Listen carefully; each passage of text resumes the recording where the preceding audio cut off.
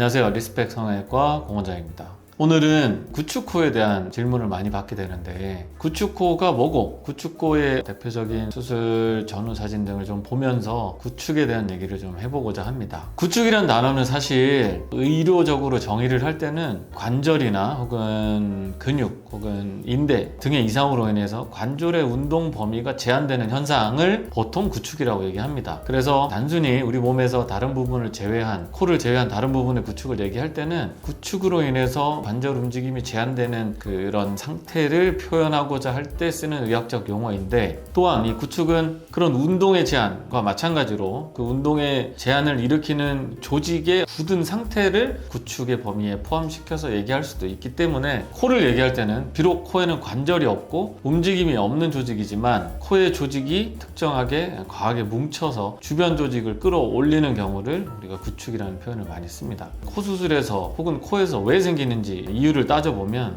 구축을 일으키는 여러 가지 이유가 있겠지만 대부분 염증이라는 단어로 기결해서 생각할 수 있습니다. 염증이 우리 코 조직에서 작든 크든 염증을 일으키는 원인이 조직을 공격하게 되고, 그 조직이 손상된 후에 회복되는 과정에서 특정 상태로 이제 굳어가는 과정, 패턴을 보이는데, 이런 패턴을 한번 지나가고 나게 되면 조직 자체가 굉장히 딱딱하고 둥글게 뭉치는 현상이 발생하게 되고, 이제 그것을 이제 구축이라는 표현으로 정의하게 됩니다. 구축이 생기게 되면 코에서 일어나는 아주 대표적인 변화는 구축의 위치에 따라서 그 위치 주변의 조직들이 딱딱하고 끌려 올라가는 듯한 양상을 보이게 됩니다. 대표적으로는 콧대 부분에 염증이 지나가게 되면 콧대 전반적으로 생긴 구축의 조직들이 아래쪽 조직을 끌어당기면서 코가 전체적으로 좀 들리는 듯한 느낌이 생기게 되고, 염증의 조직이 콧구멍 주변으로 부분적으로 생기게 되면 그쪽 콧구멍만 이렇게 딸려 올라가는 듯한 느낌이 만들게 됩니다. 또한 구축이 비중격 아래쪽 콧구멍 사이를 막고 있는 벽 주변에서 일어나는 경우는 비주가 과하게 딸려가는 경우처럼 보이는 경우도 있습니다. 어쨌든 위치에 따른 구축은 여러 양상으로 나타나지만 원리에 따라서 생각해보면 염증이 생긴 위치 주변으로 조직이 끌려나가는 현상처럼 보이게 되는 게 구축이라고 볼 수 있습니다. 일반적으로 재수술을 위해서 찾아오시는 분들의 구축을 호소하면서 오시는 분들의 대표적인 증상은 그래도 코가 전체적으로 짧아지고 들려 올라가서 콧구멍 노출이 좀 많아지는 상태, 또한 코를 만져보면 구축의 조직의 굳음 현상으로 인해서 피부의 움직임이 거의 없이 굉장히 딱딱한 상태로 코가 들려있는 형태를 이제 가장 많은 주소로 내원하시게 됩니다. 구축을 그럼 해결하는 방식은, 구축 수술은 사실 코 재수술을 하는 여러 수술 중에 가장 어려운 수술에 속하기는 합니다. 조직이 너무 딱딱하게 굳어 있는 경우는 사실 그 조직 자체를 완벽하게 피는 데는 한계가 있을 수 있기 때문에 우리가 차선책으로 접근을 하게 됩니다. 초반에 구축이 한창 진행되는 경우는 수술을 힘들게 하고 나면 더 구축 현상이 딱딱해짐이 심해지는 과정이 또 진행될 수 있기 때문에, 구축이 명백히 진행되거나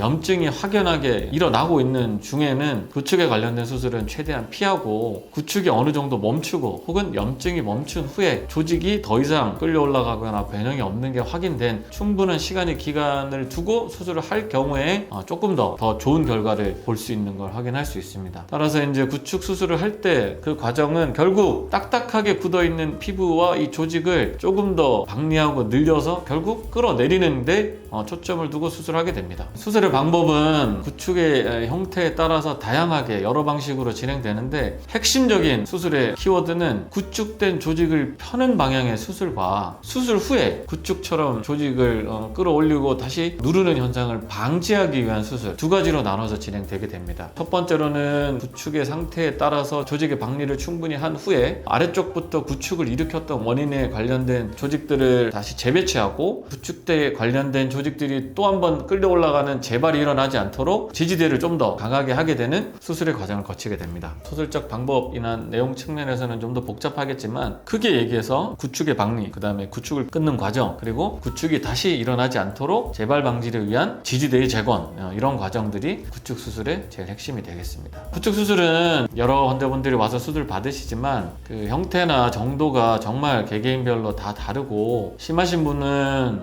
우리가 흔히 이제 협착이라고 하는데 염증이 지나간 자리에 조직의 어떤 변형이 함께 심하게 오면서 콧구멍이 거의 다치게 되는 현상처럼 보이는 협착까지도 일어나는 경우도 있습니다. 그래서 수술의 방식이 디테일하게는 굉장히 다양하지만 오늘은 구축 수술을 잘 마무리했던 환자 케이스분을 사진을 보면서 조금 더 설명드리도록 하겠습니다. 자, 이분은 수술 후에 보시다시피 비주도 역시 마찬가지로 꽤나 딱딱하게 들려가 있고, 콧대 주변으로 생긴 어떤 구축으로 인해서 콧대도 울퉁불퉁하고 코 구멍을 이루는 이 라인도 다 이렇게 전반적인 모습이 깨져 있는 형태를 볼 수 있습니다. 이분도 역시 구축코 재수술과 함께 인중을 줄이는 수술을 동시에 진행했고, 코 모양의 구축을 풀어주는 수술과 동시에 인중의 절대 길이값을 좀 줄여주는 방향의 수술로 인해서 전체적인 비율이 좀 더 자연스러워지는 모습을 확인할 수 있습니다. 마찬가지 이 비주에 해당되는 부분이 굉장히 끌려 올라가서 여기가 짧게 들려있는 형태를 볼 수 있는데, 또한 콧등도 좀 울퉁불퉁한 걸 확인할 수 있습니다. 콧등의 구축 포인트를 박리를 통해 풀어주고 그 부위를 좀 더 매끄럽게 다듬은 후에 코끝을 결정하는 제일 높은 점을 아래로 최대한 끌어서 정면에서 봤을 때 콧구멍이 보이는 정도를 최대한 줄여주는 양상의 수술임을 확인할 수 있습니다. 코끝이 내려오면 상대적으로 비주를 가리고 있는 부분들이 완전히 노출되기 때문에, 코끝이 들린 경우는 인중을 가리고 있던 부분이 완전히 노출되기 때문에 상대적으로 코는 더 짧아 보이고 인중은 더 길어 보이는 현상을 보이는데, 이를 충분히 좀 낮춰주면, 이 낮춰주는 것만으로도 비율상 인중의 길이도 어느 정도 좀 시각적으로 비율상 좀 짧아지는 효과를 보일 수 있지만, 이분처럼 인중을 줄여주는 수술을 함께 할 경우는 인중의 절대값 자체도 줄어드는 효과를 같이 얻을 수 있습니다. 이분도 역시 전체적으로 많이 들려있던 뭉툭한 코가 최대한 길이 방향의 전진을 통해서 충분히 미용적으로 자연스러운 결과를 얻은 걸 볼 수 있습니다. 인중코 수술을 구축코이신 분도 마찬가지로 인중코 수술을 함께 시행함으로 인해서 구축코 개선과 함께 인중의 비율도 줄여주는 동시에 얻을 수 있는 수술적 결과를 확인하는 사진을 보셨습니다. 구축에 관련돼서는 구축이 단순 짧은 코일 수도 있고 실제로 구축이 진행되어서 수술이 어려운 구축코일 수도 있습니다. 본인의 코가 수술 후에 너무 짧아지거나 딱딱해진 경우라면 정확한 상담을 통해서 짧은 코를 조금 더 교정하는 수술이 필요한 건지, 구축에 관련된 걸 해결하는 수술이 필요한 건지에 대한 정확한